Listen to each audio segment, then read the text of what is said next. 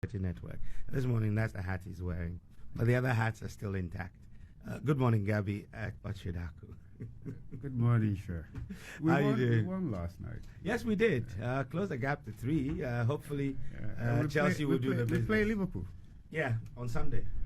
I believe we'll do the business, as much as I believe in Africa. I know Nanaya is against. Nanaya, dear, she just doesn't like the fact that we love Arsenal, but we'll forgive her. No. In this case, I'm definitely not against. No, you're not? Okay. We're happy. That's good. So just good morning to Mr. Kojo Mensah. On Sunday, we'll do the business. It'll start with Chelsea tonight. And Bumpty. Yeah. There are some Liverpool supporters who are really panicking, but anyway, that's it. So, beautiful song.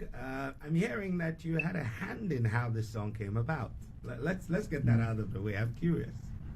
Well, yeah, I think I did, but anyway, let's move on. A man of many parts. African Prosperity Dialogues. Yeah. I mean, last year, the maiden edition held a lot of promise, and this year, that promise, I must say, became even more apparent with the high-level meetings, high-level panels and discussions, as well as the compact that emerged out of this. For those who have been hiding under a rock and don't know what the whole Africa Prosperity Dialogues is about, what birthed this vision? Well, thank you. And I think they have a tradition. Say, well, good morning to your listeners. I don't know who made it a tradition, but yes. Okay. Well, I think, look, it's been almost 61 years in Addis Ababa when our leaders at the time, Nkrumah, Selassie, and the rest of them, met and gave birth to the OAU. And I think right from that onset, the idea of Africa's unification was born. Except, of course, at that time the focus was first on political unity, and that once you unite the continent politically, then everything else will follow. Of course, that was also the time that the countries were gaining their independence and wanted to assert their sovereignty and the rest of it. So it became a very difficult task to achieve, because the Casablanca group, the Morovia group, pulling from all corners, or different corners, if you like. And eventually, 6 years ago, we were talking about 61 years ago, and 6 years ago in Kigali, the idea of building a single market was brought to the summit there, the AU summit, and interestingly, and also perhaps revealingly, the leadership of the time embraced it fully. And I believe it was probably one protocol that received the highest endorsement, and with such speed that it told us one thing, that the political leadership on the continent recognizes that we really need to bring our economies together. We need to build that single market of 1.4 billion people, with a combined GDP of 3.4 trillion US dollars and growing. That we need that because we cannot go it with these little economies that we have. So, and of course, it was supposed to come into being, I believe, in 2020, and then COVID happened and turned the whole world upside down. So it was delayed for a year. That's right. And then 1st January 2021, the AFCFTA was brought into being. interestingly also, Ghana won in terms of hosting the Secretariat. And in Wamkele Mene's words, Wamkele Mene is the Secretary General of the AFCFTA, that made Ghana the commercial hub or the commercial center of Africa. And it was also for a major symbolic reason, because really when you talk about the unification of Africa, Nkrumah was at the forefront of it. Of course, like I said, he thought that political unification should come first. So some of us thought that, look, this is Africa-centric. In my humble opinion, this is Africa-centric. It's Africa-centric for the mere fact that we have everything in place. And the one key thing that we needed to do but lacked the political will, has been done, which is that we want to create a single market of 55 countries. And we have all the resources, being it natural resources, and perhaps more importantly, or most importantly, the human resource. We have all that. And there's a political will. What is left, is ownership of the project by the private sector. Because a single market, the politicians can set the framework, but what is important is for the drivers of business, i.e. the private sector, to embrace it, own it, and drive it. Right. So it is for that reason that we set up the Africa Prosperity Network. And with that, we're also fortunate enough to get as a partner the Secretariat itself, the AFCFTA Secretariat. And beyond that, it was also, once you had the AFCFTA on board, it was also easy to then convince the host nation to also come on board as a partner. As in the government of the Republic of Ghana. By a partner in a sense that not necessarily in organizing it, but in giving it that, if like, presidential support, that state support that, look, we are the host. We believe in this single market. We're among the first to sign up to the agreement.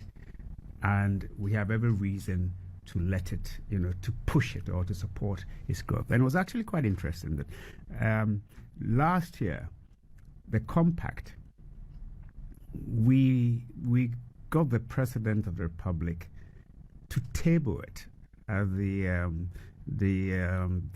Assembly of Heads of States and Government at the 36th Ordinary Assembly of the AU in last February. Tabled it and they endorsed it. And for me, what that established was the principle that, yes, this is the regular annual platform where the business leaders of the continent meet to think together, plan together, work together in partnership with the political leadership on how to push this AFCFTA forward. Now, for us, if this AFCFTA is going to work, then is the oomph that we put in the first 10 years. And we are happy that we are getting the support of major institutions of the continent, as in AFDB, it's a strategic partner. That's the Africa Development Bank. You have Afri-Exim Bank. You have the bank, the Arab Bank for Development for Africa. What's it? Badia. You have all the major institutions on the continent. You have the ECA, that's the Economic Commission of Africa, UN. You have the UNDP. You have the World Food Program. You have these. Absolutely, you have all these strategic partners that are stakeholders in the development of Africa. All seeing this as a platform that we can find a way to aggregate, the collective interest of Africa's private sector, align it with the political interests. And since we all believe that this is the way for the continent to go, then let's go ahead with it. So I think for us, this is just the beginning. And I think if you listen to the president's speech, he said there was a comment made that is this our own Davos on the continent, and he said no, this is better. It's our Pediase. Yes, that kind of thing. So I think really for me it is important that it has been embraced, particularly by the private sector on the continent, because those I mentioned were, if you like, institutions, okay, and critical stakeholders as they are. But then you have the big players. You have Ethiopia Airways. I mean, if you remember last year, the chairman was around. And Ethiopia Airways, when you are connecting the continent, that's a major player. You have MTN. Ralph, of course, I know you interviewed Ralph in Kigali before even we had the first APD. You have MTN. You have GSMA. That's the GSM Association of Africa. You have all these players, and what was actually interesting is that you also had the big employers and industrialists. I think one time I counted at least about 5 billionaires on the whole, African billionaires, not from elsewhere. Egypt, Kenya, South Africa, Nigeria, of course. I didn't see any Ghanaian billionaires anyway, but I'm sure we'll get there soon. But for me, it shows that the continent, the politicians, the business leaders, civil society, they all recognize that we need to own collectively the single market project and drive it. So for me, that's what's critical. I observed something during the dialogues in terms of how it was organized and set up. You had heads of governments, heads of institutions. You have high-level discussions with business leaders, and with each panel, I mean, you had critical enablers, right? And you had conversations that were had around what was required to be done around these critical enablers. You drew people from different sectors, and it was a melting pot of synergies. Did you foresee this project or this idea gaining the momentum it has in its second edition? That was the hope. That was the hope. I remember actually I think the idea came to being. I've been doing Davos since the 90s, once in a while, because I hate the place. And I hate the place not in a negative way, but I hate the place because you can't even get a room to go. It's this little poxy little thing up there. It is icy. If you don't take the right shoes, you will slip all the way back down. But yet they managed to get all of us, and if I say all of us, I'm even trying to be too pompous. They get important people, the movers and shakers of the world, to be there to discuss global issues. So I remember being there. The last time I think I was there was in 2020, and came back out of Davos. A few weeks later, we had COVID. I remember saying to the president that, shouldn't we be having our own conversation? And then he said, yes, there's a lot of conversations on the continent, but you must have something. You must have some deliverables. There must be some actionable items that come out of it. It is not for the sake of talking. Yeah. And that got me thinking that how do we achieve that? And I think those who came did not come because it was another conference, but they felt that, yes, this single market project is important. And now we have one dedicated platform that is focusing our minds on how we can get it going, particularly those of us in the private sector. So I think, so my hope was that if you get them to believe in that, then they will come. But then is news, so they don't know how serious it is, as it were. I remember one gentleman, Kola Karim. I don't know if you know Kola Karim. I've heard one of these Nigerian big men, well, based in the UK. I don't know where he's based. They're based everywhere, aren't they? Okay. And when he arrived, he made the point. He called me, when his jet landed, and he said, I see over 20 private jets here. How did you do it? As in, how did you get all these big people there? This is when his plane was landing. That's right. Okay, and as his plane was landing, Wale Tinubu's plane was landing as well. And I said to him, it's the same reason you are here. It's not about me. It's about you believing in what we are seeking to do, which is to get all of you together to say, look, this is Africa-centric. This is the all-important project, building that single market that we can make sure that even if a small trader in Ghana, maybe in Tamale, who is good craftsman, who can come out with some important crafts or even a fashion designer, so long as they have access to the internet, they can put their stuff on the internet. They can sell to someone in Joburg or Khartoum or Dakar or Tunis, and the person can pay them. But how? In what currency do they pay them? So if you notice, and if you read the compact, and I'm sure you probably get to it later, so maybe I'll leave that and let you ask your question. Actually, I was just going to the compact, and it was quite instructive when you said that in your conversation with the president about having our own conversations. He said there has to be something tangible, something actionable at the end of it.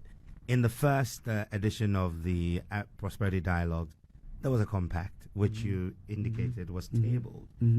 Will the compact from the second edition also be tabled at the AU?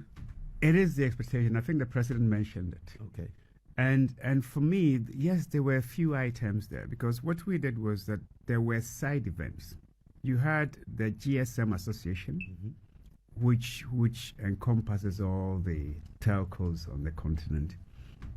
We had the Automotive Association as well, including our own Jeff from Volkswagen. Yes, from Volkswagen.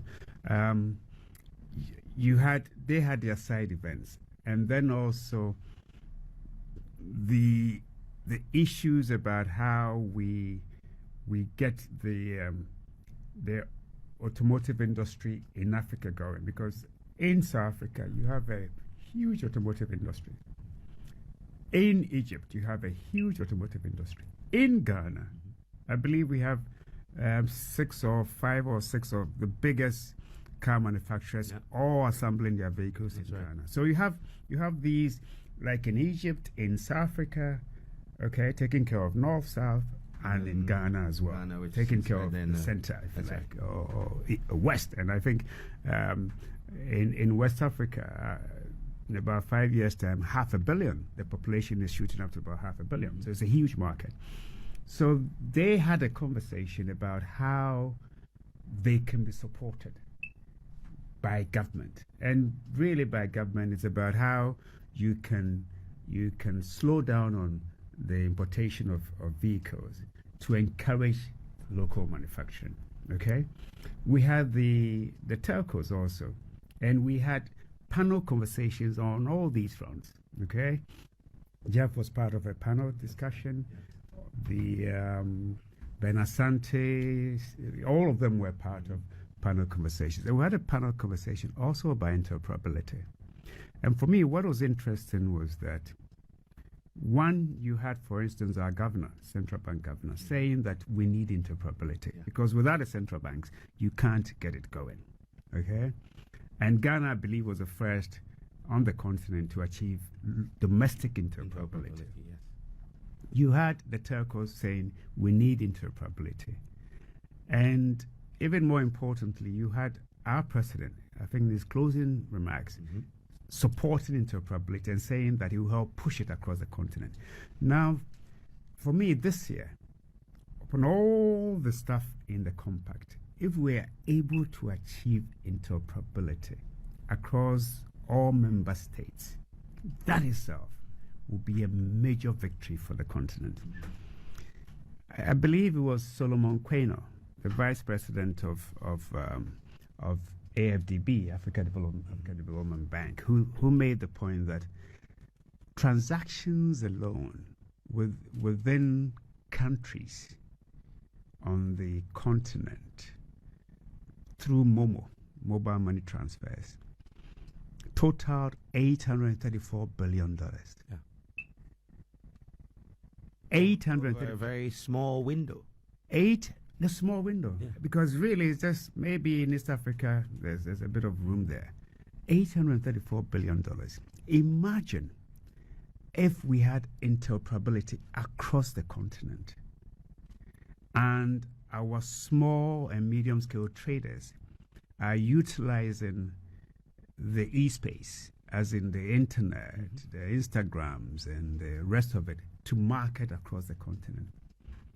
And when you live in maybe somewhere in Volta region, you can buy something or sell a product that you have to somebody else across the other side of the continent using their local currency. And we find ways to get it to them. Imagine it will move from 834 billion, I predict, to about 4 trillion within a matter of 4 or 5 years. And imagine what it will mean. It means that if you're a small trader in Ghana, you have access to a market of 1.4 billion. Yeah. It's about your creativity, your exploitation of innovation, and your marketing skills. That's really what it means. Suddenly you'd have a continent where there's a ready market opportunity. So people who want to go into business will no longer say, well, where do I sell? You know there's a market that's waiting for this. Now, this year's Prosperity Dialogues culminated in the Compact, which outlined 13 strategic policies that private sector, in collaboration with the governments and political leadership across the continent, are looking as the key catalyst to help bring to fruition the dream of a single African market. I think the very first one I recall talked about public-private partnerships as a lever that can help us achieve that. You want to share some thoughts on that? It was an important part of the conversation. Let me give you an example. 90% of investments in infrastructure on the continent sponsored by government. Okay? And I'm talking about roads, railway, all that, airports, important infrastructure that will facilitate trade within country and within the region and across the continent. 90% by government. Now, when you look at the trend across the continent, you see a worrying trend where debt to GDP ratios of all the countries are rising to dangerous heights.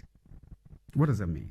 It means that if you're not careful, sooner than later, government's capacity to borrow in order to fund infrastructure development will diminish. Or will evaporate. Yeah. Because at the same time, you have a continent where tax to GDP ratios are so low as compared to the OECD countries, where it's around 34 or 31 or 34%. Here, on our continent, it's below 20%. Okay? Ghana, if you had 18, you can celebrate. Precisely. I mean, Ghana was 13%. It's now that it's shooting up to maybe 14, 15% or so. I think they targeted 18%. You know, but please tell the taxman that they always go after the same people. They should spread.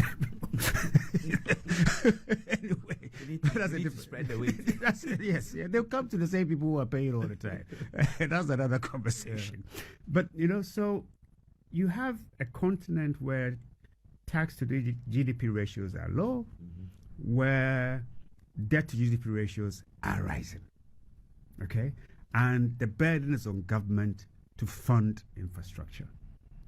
And we need to fund infrastructure in order to facilitate or enable, okay, the implementation, an active implementation of the single market project.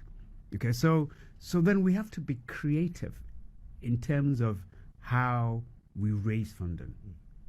And that's why we say that, look, let's focus on how do we make PPPs, as in public-private partnership, attractive.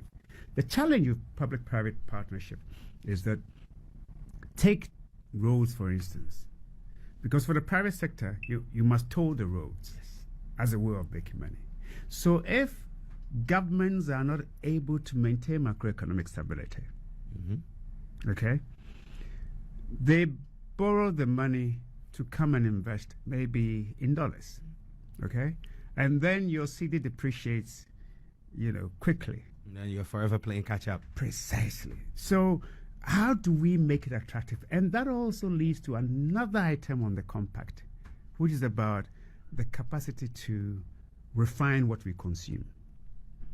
It was quite interesting that on that very day, or within that last week when the dialogues were happening, in Tema, the president was commissioning an oil refinery.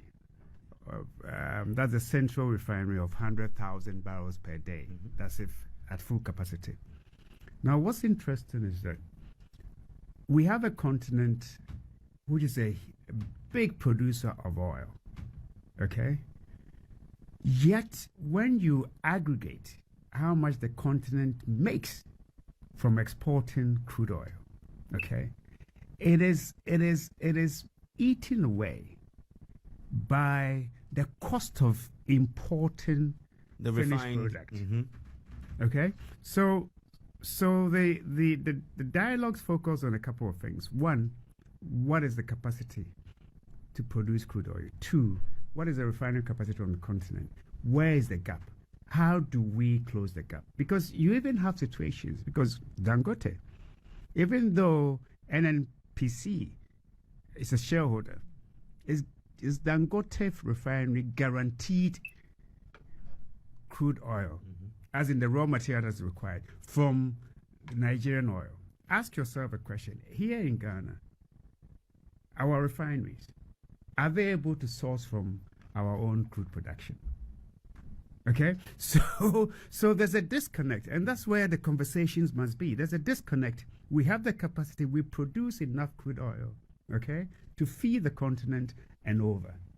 Yet we export the crude oil, and then we bring back and then you also have to look at the cost of that to the macroeconomic stability on the continent, because as you know, the domino effect of crude oil, of petroleum prices, okay, affects and everything. Absolutely, it affects everything. I mean, government had to be creative with this goal for oil. Otherwise, it would have had queues upon queues. Last year, when we had this serious economic crisis, and let me just give you some stats. The Ghana's our earnings from merchandise exports was a little over $16 billion. Okay, last year. And we had a trade surplus of a little over $2 billion, because I think our import bill was around 14 point something billion US dollars. Now, out of the 16.6 or so billion dollars that we earned from exports, I think 7.7 billion were from gold, 3.8 or 3.1 from oil, 1.1 from cocoa, and I think 3.8 I think from oil, $3.1 billion from non-traditional exports. Now, when you turn it around in terms of the import bill, which was over $14 billion, okay, about $4.5 billion, nearly, I think, yes, north of $4.5 billion was from oil. Oil import, yeah. Okay? Meanwhile, you earn 3 point something billion dollars from your crude export. Okay? So you sold at 3.1 and bought it back at 4 point something. Precisely. Yes. but it is the story across the continent. Whether it's Angola, whether it's Mozambique, across the continent, particularly sub-Saharan Africa, Nigeria. If I hear you correctly, the place of an integrated refinery industry, for the lack of a better expression, across the continent will, one, provide ready products at prices that are relatively cheaper and manageable for our economies. Yeah. And if we're able to get the interoperability working, it means that we now can circumvent having to buy in dollars. Absolutely. And it costs us $5 billion just to use Visa and MasterCard and the rest of it. $5 billion of money that goes elsewhere because we are not able to trade across the country. We had Patricia Bonai. Yes, CEO of Vodafone, soon Telecel, okay, making the point about Kayayo, who, okay, she does Kayayo in the afternoon and then she trades some stuff in the evening. Now, all her business, even the Kayayo, she's paid in Momo, okay? The trading she does in the evening is a lot of it, payments are made in Momo. But she's from Mali, okay? So at the end of the week, she has to send money home. She probably has a daughter or a mother that she looks after. But even though within country, she does the electronic payment system. So you can't even rob her. There's no cash on her. Eventually, she has to go and buy CDs and actually withdraw the CDs. And then go and look for CFA to do the remittance. And then, after she gets the CFA, she has to find a vehicle. Oh, yeah, that's true. Okay. Find someone find someone she can trust, okay, to carry the money to Mali. Okay, so you are doing e-transaction, and eventually you go back to the old school. Okay, and the same thing with, you may have like UBA or Zenith, they have accounts across countries. But when it comes to transaction within UBAs or Zeniths or Eco Banks across the continent, they still end up using maybe euro or dollar or the rest of it. So we need to find a way. And when you ask the question about interoperability, they will tell you it's a political will. The technology is there. Okay, there could be national security issues. But then, of course, the country with the highest incidence of terrorism is where? The United States of America. True. You are aware? True. Yes. I mean, they may not see it that way. But when you pick up a gun and go to a school and shoot people, that's terrorism. Okay? So, yet they have one interoperability ecosystem. Okay? Within the EU, they have one interoperability ecosystem. So we shouldn't use national security. We shouldn't use the threats of an exaggerated enemy, okay, to prevent us from using technology to advance the push for prosperity or shared prosperity on the continent. And for me, the biggest beneficiaries will be the small and medium-scale enterprise operators. So really, this interoperability thing must work as one of the major items that came out of it. I'm glad you talked about small to medium enterprises because one of the policies, the strategic policies, was also access to money, specifically for the manufacturing sector. Today we talk about China as the world's factory. They didn't start that way. And so there's a great opportunity for our SMEs to grow and go into manufacturing. But everyone will tell you, Kodilo Naneboading, and all of that. What exactly is the desire of that policy with regards to, having financial institutions helping, the SMEs and businesses that are in manufacturing to have easier access to funding for growth? I think on the compact, I think G spoke about incentivize financial institutions to increase their support for business in the manufacturing sectors. Okay. What you notice is that, and this is where the commercial banks particularly have to be helpful. If you notice, it is easier for them, okay, to give you an LC for imports rather than to manufacture, because these are medium to long-term facilities that's required. Right. Okay. And that's why we shouldn't, South Africa is more advanced in terms of manufacturing than Ghana. Yeah. Yet they've come to the model of 1D, 1F. They've taken it there. And that model is absolutely critical, because what it is that it allows access, but we need the commercial banks, because you can't. What is the source of funding for Exim Bank?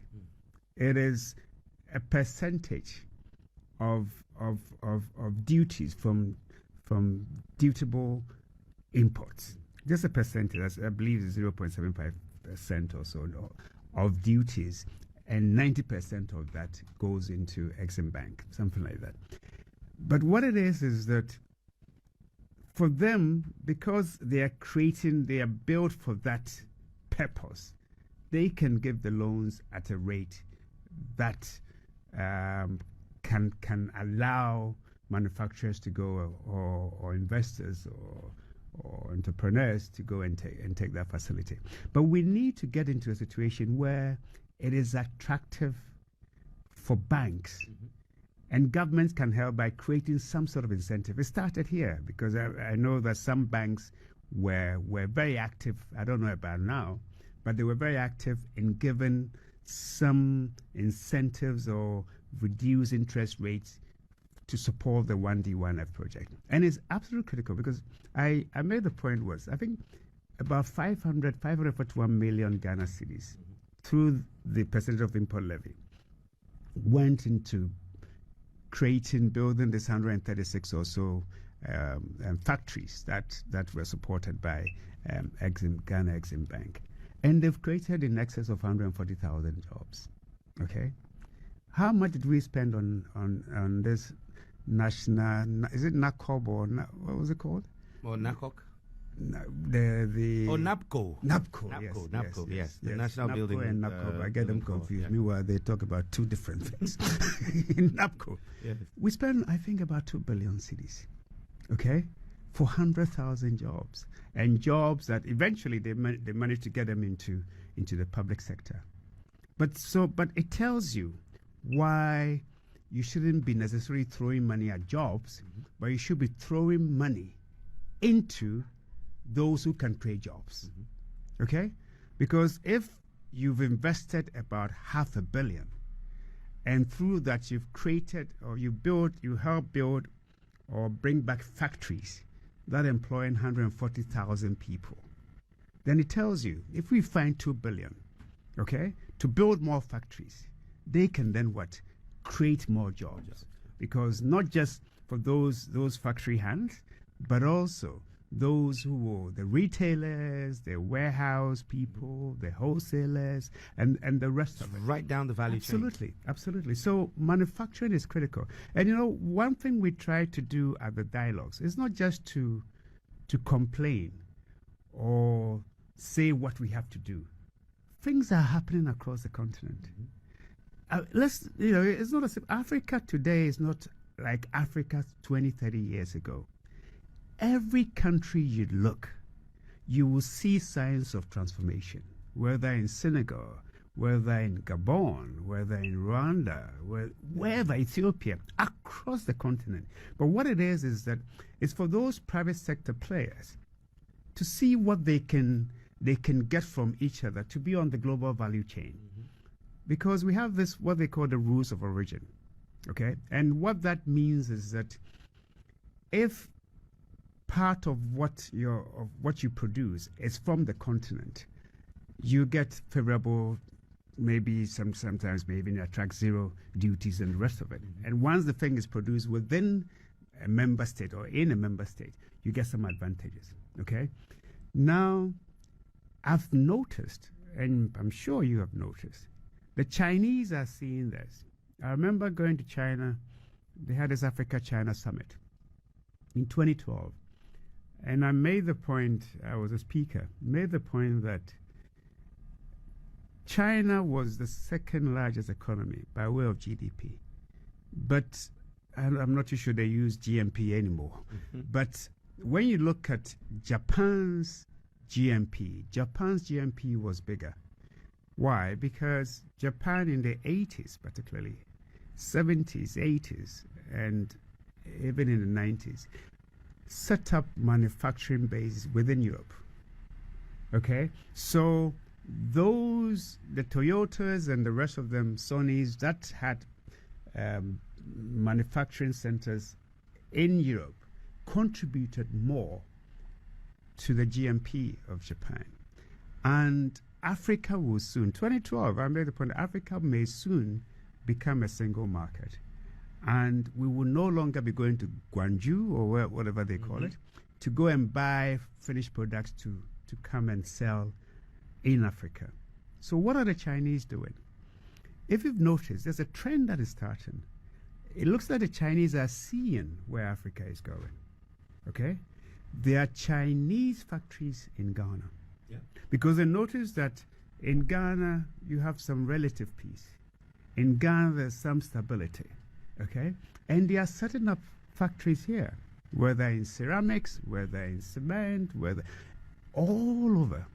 And just last week, you had this $2 billion investment, and I believe it's the single largest investment in our country, perhaps in the Fourth Republic. I'm not too sure whether you people have noticed, but show me one example of a singular investment that is $2 billion from the start. Can't think of any. But it's happening now.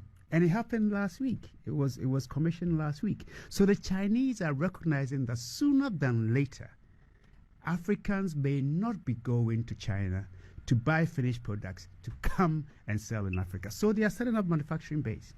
So the question then we have to ask, because even this central refinery, it fell under the 1D1F scheme. So they are getting the incentives from the 1D1F scheme. Which other areas? How do we attract more factories? Because if you ask me, I do not care who owns it. What I care about is that the manufacturing base is here and is creating jobs. And once you do that, others will come and join. And sooner than later, our country can be an industrial hub to serve the rest of the continent and beyond. Fantastic point. If you just tuned in, this is the Asaase Breakfast Show. It's 9:13. This last day of January, 31st January. And we're talking to Mr. Gabby Otchere Darko. He's the chairman of the Africa Prosperity Network. And the second edition of the Africa Prosperity Dialogues was just held last week. And we're looking at, broad strokes of what the compact holds and what this means for Ghana and the continent. I'm doing this with Nanaya Mensah. Just before I come to you, Nanaya, there was one of the strategic policies around regional integration, and I've come to this because of what it seeks to achieve in the wording and spirit, and what we're witnessing with Niger, Mali, and Burkina Faso, wanting to exit ECOWAS, for example. How important is regional integration for the achievement of this dream? Well, I think what has happened now, and I think next Monday or so, there's supposed to be an emergency ECOWAS meeting in Abuja. Yeah. And I think really ECOWAS leadership must set up. And I think the region expects a lot more from Tinubu, President Tinubu, who is the president now. I think a lot more is expected of him. And he should, we know he has major challenges in Nigeria, a lot of it not his doing, but he must pay particular attention to the continent, because there are things that I think they slow down in the engagement with the three countries. Things that they were supposed to be doing have not been done. But it's interesting. I mean, Niger actually is benefits from ECOWAS in terms actually gets financial support from ECOWAS. So I'm not too sure where Niger is going with this, but I believe, I am absolutely convinced that they will find a way forward. I'm just convinced. What we have to ask ourselves is, are there any external forces behind these three? And I'm not going to mention names, but we should be thinking about that. Are there any external forces behind these three? And but they can't go it. And you also look at it. They said they are outside of ECOWAS, but not the francophone one. What is it called? La Francophonie? Yes. They're out of that, the ECOWAS, but not the other group. Yeah. The Francophone. I don't know how that's going to work, and I believe that for me, the ECOWAS leadership, must just basically sit up. I think that somehow I really was a bit worried when they made Tinubu the chairperson, because he's just come on and. There's a lot of focus. In Nigeria, they have their own issues. And I think that the kind of proactive leadership that ECOWAS was expecting of the new chair has not happened. But it must happen, because really they should set up. And I expect that next week they will find a way forward. The engagement has been slower than one had anticipated. But really, this is not a time to go it by yourself. It goes against the grain of where Africa is going this century, but let's also understand what is motivating them, and I think it's just a matter of finding an accommodation that will help, one, the country or the countries, the three individual countries involved, and two, the broader and wider regional and continental focus, which is to bring our countries closer together and to get rid of those borders that were created in Berlin, centuries ago. Speaking of external forces, which you mentioned earlier on in relation to Burkina Faso, Mali and Niger, the business of trading and the effects possibly of Africa taking back its own economic sovereignty by finding ways of trading in its own currencies is something obviously we'd all welcome across the continent. But to date we've been dealing in reserve currencies of choice, and there is bound to be some kind of reaction from the people who are the holders of those reserve currencies. What do you see as the further stage of negotiation within the geopolitical context? We've seen the movements in countries like India and Russia for them to take back their economic sovereignty by trading in their goods and their local currencies between themselves. What do you anticipate the spillover effects of the trading within Africa are going to be on the wider world stage? Well, I think first of all,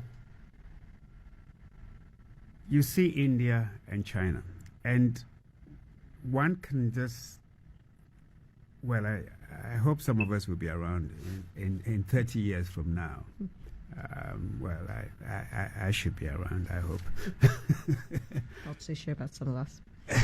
Well, okay, let's say 20 years. But 20 years from now, look, you can see that there's a shift. There's a shift in terms of where the forces are, the economic forces. For me, it's the economies that determine your force. It's not necessarily your military strength. No. the economic forces are moving eastward. Okay, Dubai is becoming more and more the center of trade. No longer London or New York or Frankfurt. Things are shifting. Okay, you have India and China. They have the populations. Okay, they have the resources.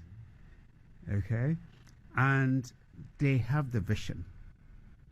Okay, Africa, we have the resources. We have the populations.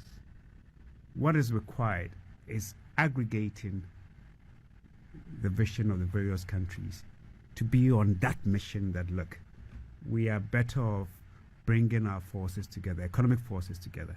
And we see that happening. But, and that's why I think the dialogues are very important. Because what it is that you are then finding a way to, that's why we work closely with Africa Business Council. You are finding a way to then say that let those who drive the economy, the private sector, come together.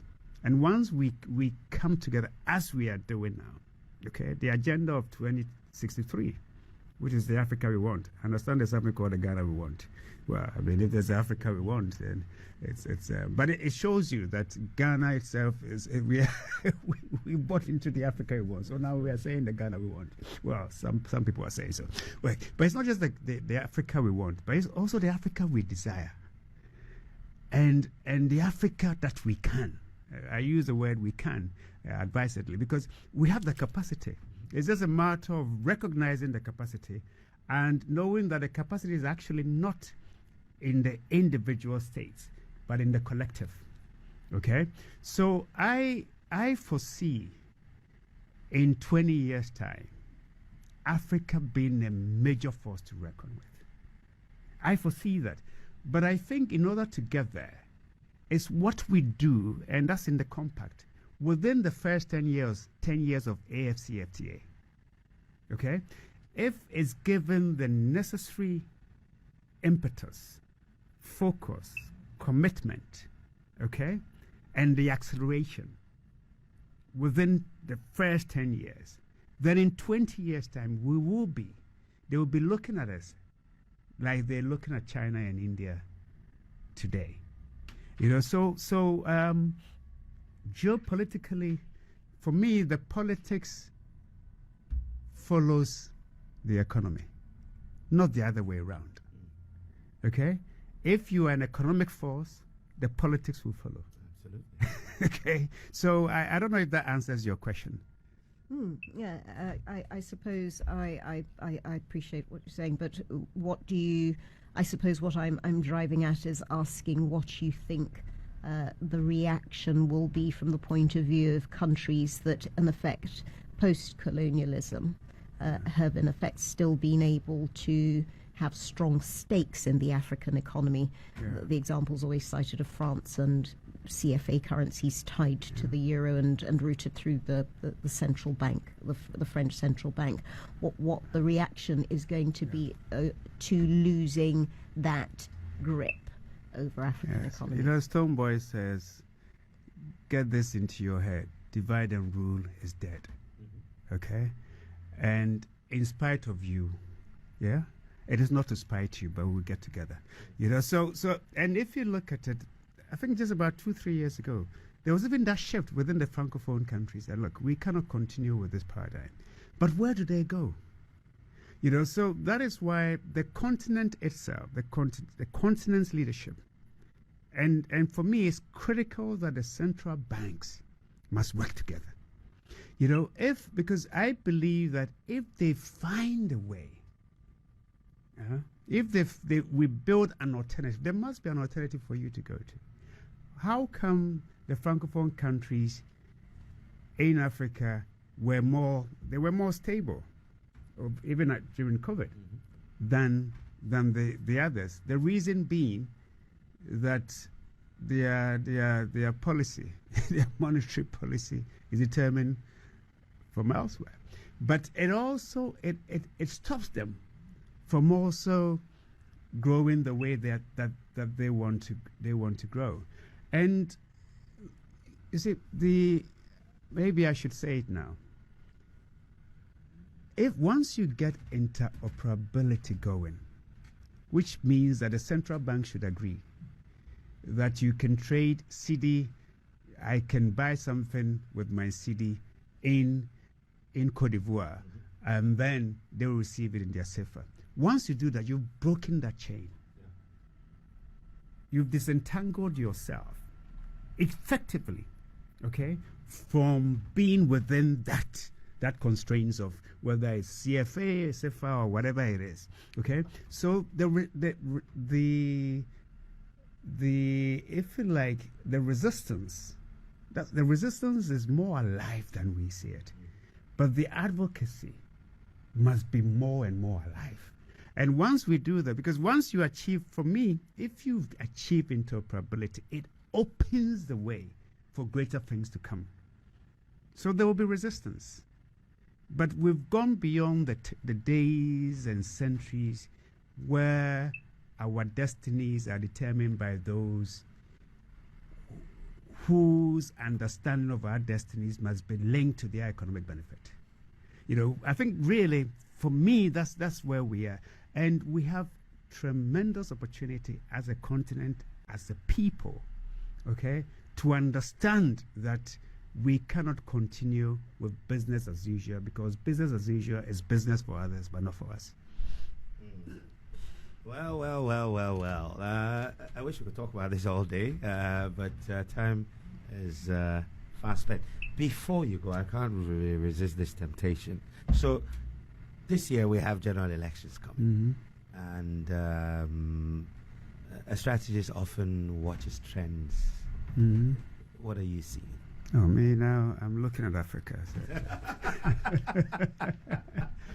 But you know, I think, you know, I've retired from domestic politics, but I get somehow frustrated by the narratives. Okay. And I think that, and a big disappointment I have is with the MPP itself, is the lack of recognition of the work that they have done. For me, it's a major disappointment. And if, you know, it's as if they've allowed the weight, you know, there's one thing that we must accept. 2022 was extremely difficult. 2021 to 2022.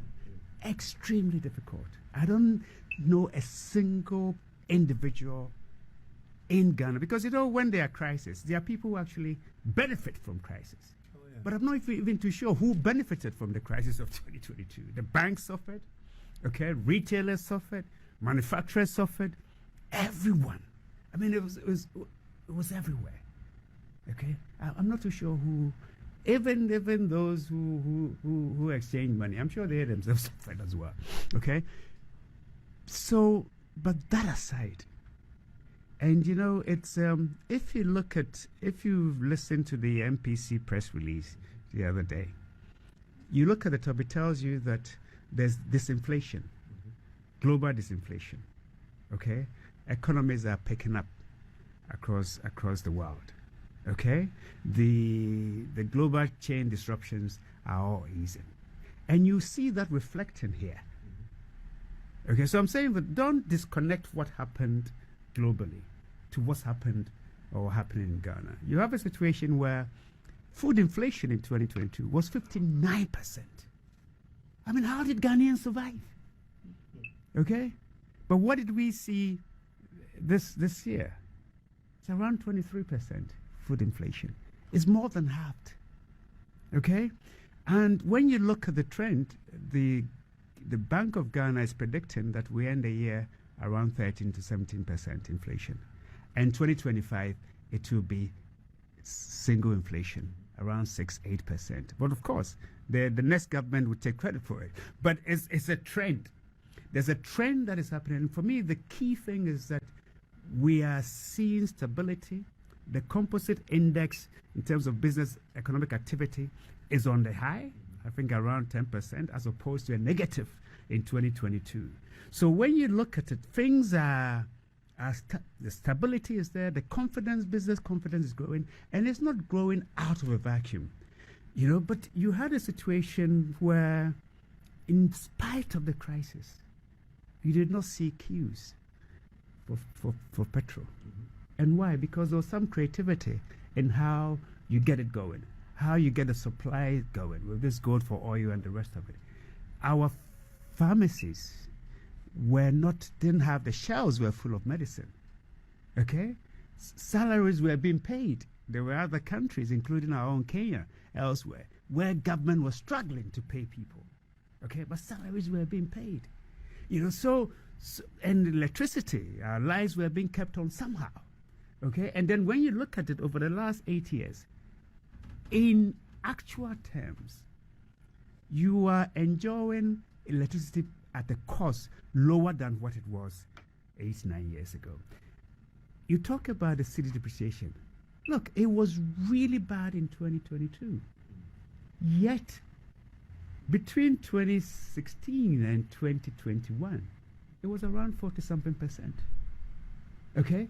As compared to 249% depreciation between 2009 and 2016.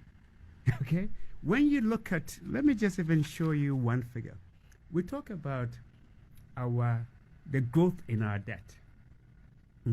Let me see if I have some figures here. I don't carry figures a lot these days on Ghanaian economy because I prefer the African. I said I've moved on, but let me just show you some numbers so you appreciate. The change in debt stock between 2009 and 2016 was 214%, dollar terms. 214%. The change in debt stock between 2016 and the figures I have, which is June 2023, is 79%. Okay? Yet you hear people talking about, they've borrowed so much money. The debt stock has gone high.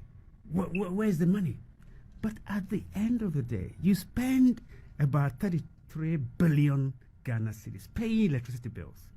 Okay? You spend billions trying to get people in schools. School feeding.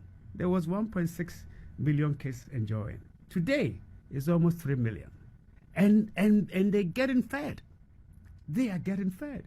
We had 11 million people on NHIs. And NHIs were not even being paid. Now, I believe you have about 18 million, if not more. So you have 12,000 kilometers of roads being worked on over the last 8 years. It's never happened in our history as a country. It's never happened. Go to the schools. Look at all the labs in all the schools. STEM education. It's happening everywhere. And this is how you build a country. This is how you build a country. You look at education, you look at health. 101 Agenda 111. I've never seen any country that has had the boldness, or if you like, some may say even inordinate ambition, to build 111 medical facilities. And I believe about 40 to 50 of them will be ready this year. Okay, so let's appreciate the work that has been done. Okay? It is not the fault of this government or a government or the government of Ghana or the people of Ghana that we face the crisis that we faced from COVID, and it continued from there. But because of our vulnerabilities, it affected us more. It affected us more. But then the things that the government was seeking to do, okay, such as industrialization, it was a recognition that if we don't change, transform where the structure of our economy, we will continue to be vulnerable. You spend 25 billion Ghana cedis fixing the banking crisis, and yet got insulted for doing so, because unfortunately some people lost their banks. But you had a situation, look, we had a situation where one financial place collapsed in Bron area. For 5 years, government couldn't even find the money to pay those people who lost their money. But for all the depositors, the 25.6 billion, even if they didn't get the money, they know that their deposit is safe. So really, a lot of work. And for me, sometimes I think that Akufo-Addo is too much of a socialist. He may not even accept it. But when you look at the things that, like school feeding, like free SHS, where the investments are going, and these sort of investment, you may not see it, but you are building a country. And people talk about, they talk about corruption and the rest of it. But look at what has been happening. For 21 years, you were part of it. We were all part of it, fighting for even the right to information in this country from 1998. It takes courage to pass that act. It takes courage to pass an act that creates an independent prosecutor. It takes courage and vision to say that let's go digitalization, because that's the way. Once you reduce the human interventions in some of the things that we do, then you can better fight corruption. So there are a lot of things that are happening, and I think that I feel sad that I think Akufo-Addo is insulted, and what he's doing for the country, maybe when he leaves and he's gone, then we will miss him. And I feel kind of sad for him, because I think really when you see him, the way he thinks about the country and the things that he does to make sure that every child has an opportunity in future, later on we will see it and we will notice. We will notice it, but not now. After he's long gone, then they will say it. But I think that they have a lot to celebrate if they can articulate their deeds better than their opponents can for them. Gabby Otchere-Darko. There have been challenges, there's no two ways about it. Yeah. But in recognizing the challenges, also recognize the work that has been done. Yeah. Absolutely. Well, thankful for your time. Like I said, it would have been nicer to have spent more time to go over it, but we will be bringing more insights from the compact to our audience. So we'll keep our ears on the ground to see if indeed it is tabled at the next AU Summit next month. This is the Asaase Breakfast Show. We'll be going into our Boss Lady CEO segment in a moment. Me release you here. It feels nice to actually hold you, but anyway, you can request a song for two people, then you go. Request a song, yeah. I Believe in Ghana. Okay. Oh, is it Ghana? It's Africa. Okay. Yes. Okay. But I believe in Ghana too. Okay. Who would you like to dedicate it to somebody special? Oh, my wife. Okay. All right. So, and you will come Nanajua Hackman if he and all the wonderful people at Asaase. Thank you. Oh. I think, look, within 3 years, you have become an institution, and I know we don't pay you well, but all right. That's how we end this conversation. This is the Asaase Breakfast Show. I'm going to go and renegotiate my package while we listen to this music. We are trying. We'll get there. So we believe in Asaase.